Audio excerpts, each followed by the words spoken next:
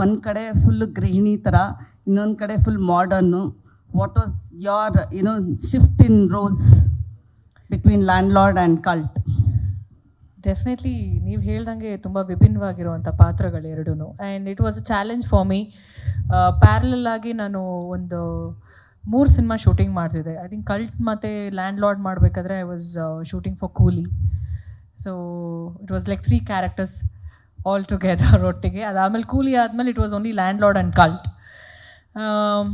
In fact Landlord ಮಾಡಬೇಕಾದ್ರೆ ನನಗೆ I was suppose to be very natural, wherein I am not suppose to go for waxing, threading ಅವೆಲ್ಲ ಏನೂ ಇಲ್ಲ, very very natural.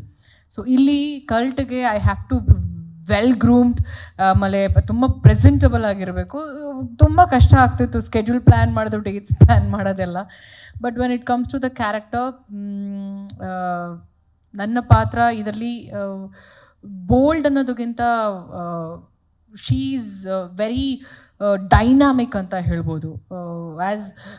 ಹೌದು, very ತುಂಬ ಕಲ್ಟಾಗೇ ಇದೆ ನನ್ನ ಪಾತ್ರ.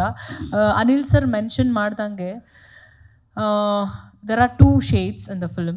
ಸೊ ಯಾಕೆ ಅವಳು ಅಷ್ಟು ಕಲ್ಟ್ ಆ್ಯಂಡ್ ಡೈನಾಮಿಕ್ ಆಗ್ತಾಳೆ ಅನ್ನೋದು ಸಿನಿಮಾದಲ್ಲಿ ಗೊತ್ತಾಗುತ್ತೆ. ಬಟ್ ಅಗೇನ್ ಈ ಸಿನಿಮಾದಲ್ಲೇ ನನಗೆ 2 ಶೇಡ್ ಇರೋದ್ರಿಂದ ಇಟ್ ವಾಸ್ ವೆರಿ ಚಾಲೆಂಜಿಂಗ್ ನನಗೆ.